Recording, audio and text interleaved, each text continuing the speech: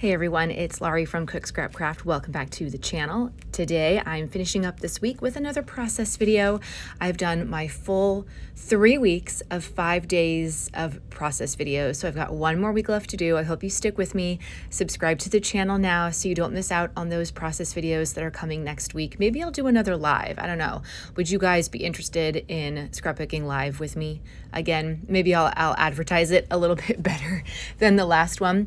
But let me know down below in the comments if that's something you're interested in.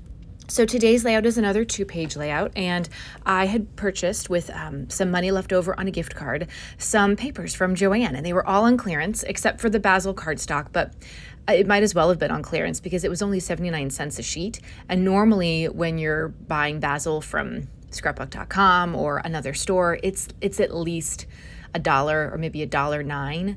So I thought 79 cents was a pretty good deal. And someone said that Joanne is closing stores and eventually all the stores are going to be closed. And I thought that was really weird because there are some Joanne stores out by me that are actually hiring.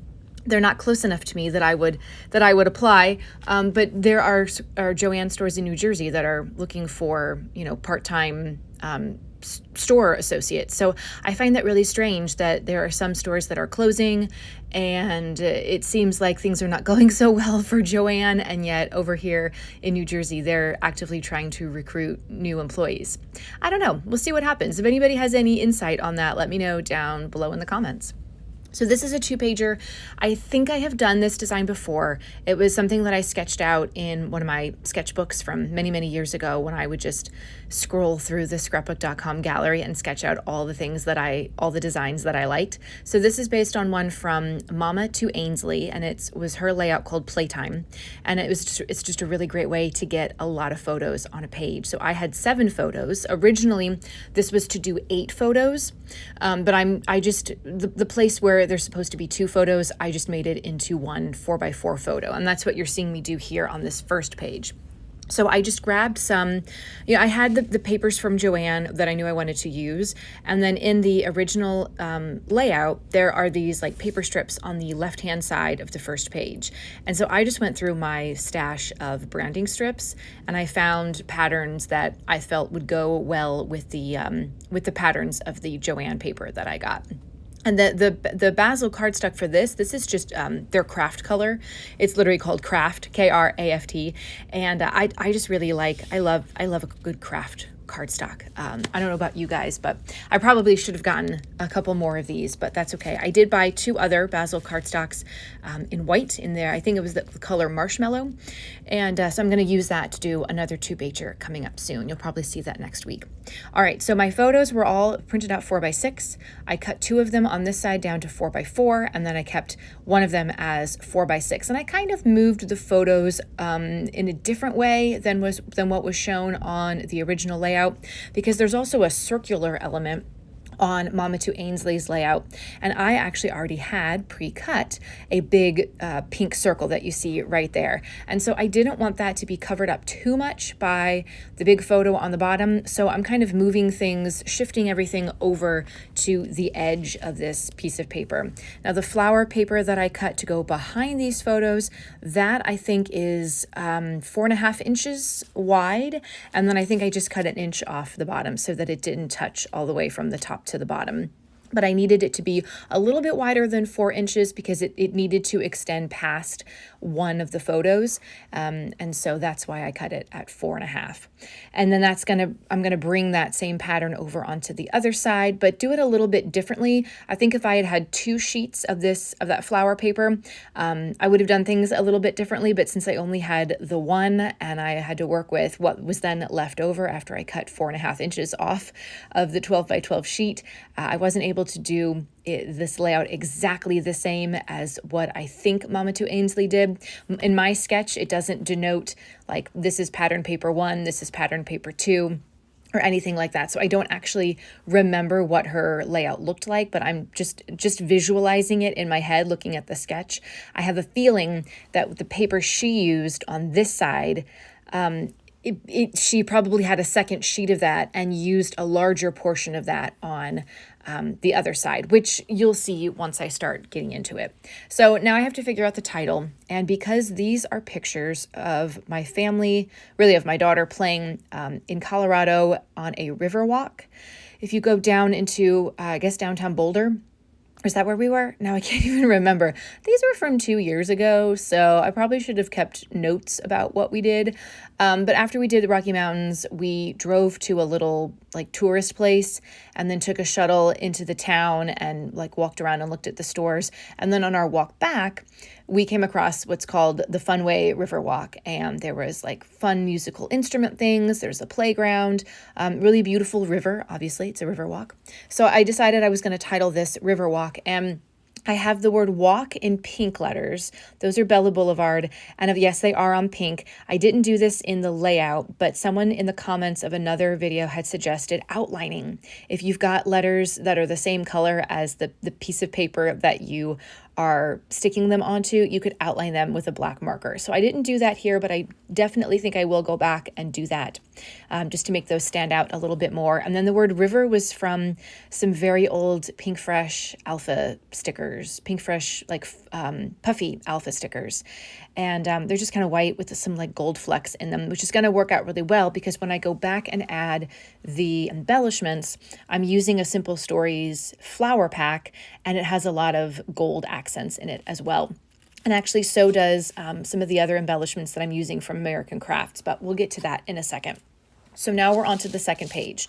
To bring in the flower page, the flower paper from the first page, I took the branding strip, and that's what's at the top. And then I cut I think a 2-inch strip, 2 inches, 2 by 12 for the bottom, which actually, as I'm thinking of measurements, that reminds me of how much I enjoy the Scrap Room's Freaky Formula challenges. I got to do one of those. Maybe I'll see what they have for this month and do one of those for next week's process video. I really love those. Anyway, all right. So I'm telling you the measurements. But then I needed something in between. And so I took this sort of yellow checkered tablecloth pattern. I like the flowers, but I thought that having something that's a little bit more singular in color, it's not a solid, obviously, but it's a little more neutral. I thought that would go a little bit better with having the busy flower pattern on the top and the bottom. And then I had another piece of paper, which I think was crepe paper, and it looks like ledger paper, sort of.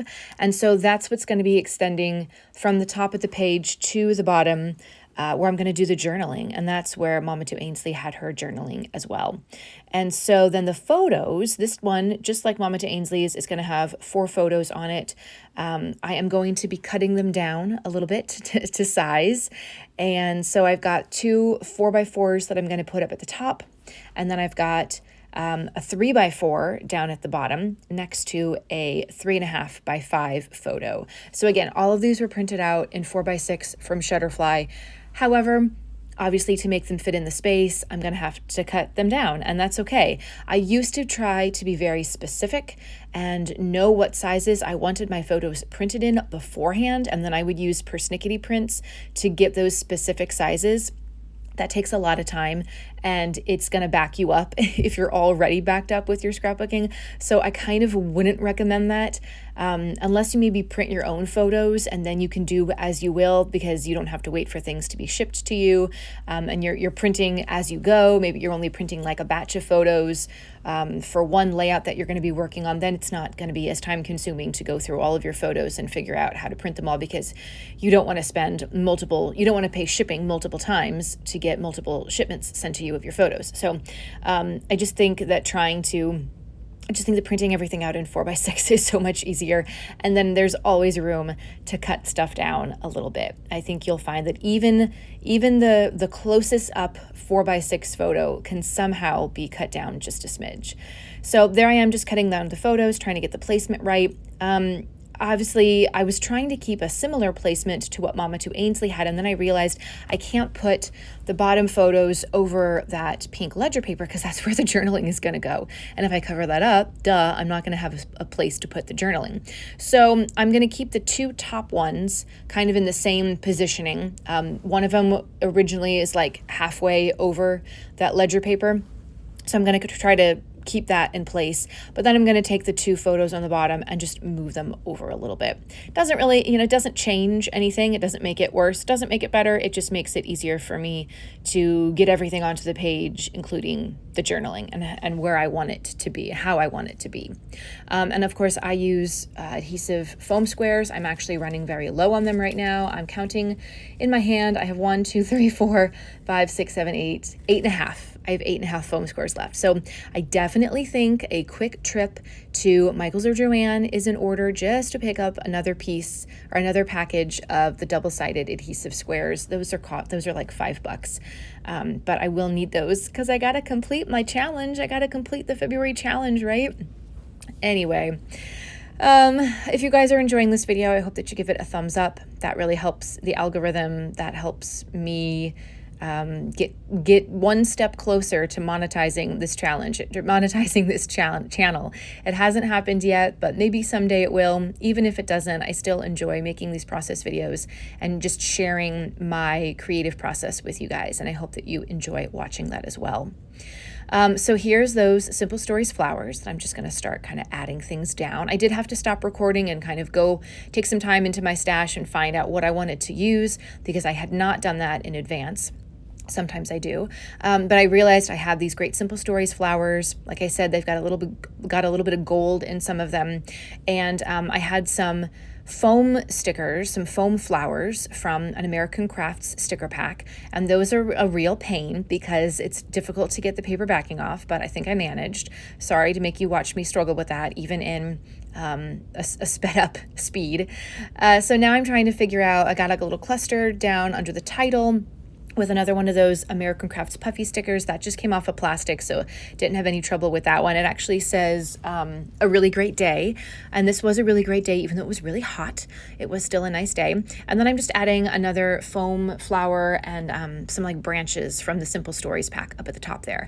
So kind of creating on a diagonal, and then what I'm working with on this side, when you put both sides together, it's going to be kind of a triangular design among all the different embellishments that I'm making. And I know I've talked about that many times before, but I will say it again. Rule of 3, triangles, diagonals, always really helpful design tips to work with. So I put some little word chipboard phrases down there. Those are from an American Crafts pack that I think I got at Joann a couple months ago.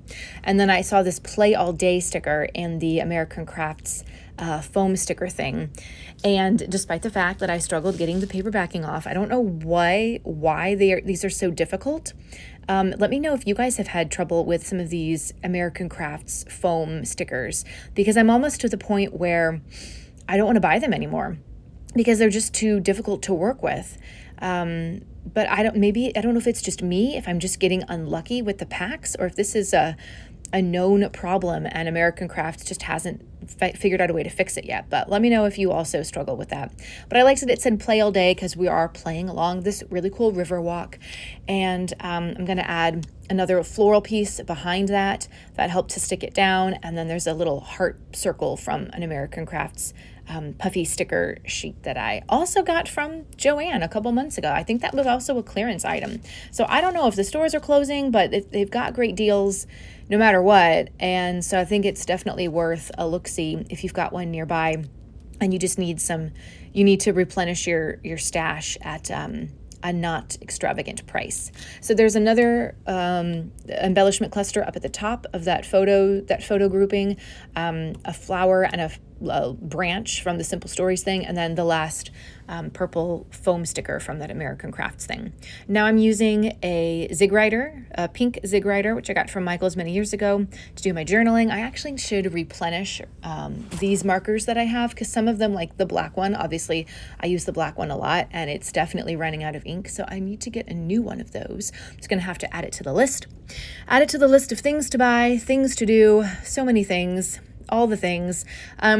But yeah, I'm just writing down kind of what I already told you about these photos, that on our walk from the shops to the car, we came across the Funway River Walk. And if the weather hadn't been brutally hot, and I mean brutal, it was 100 degrees the whole time we were in Colorado, except for like the morning in the national park.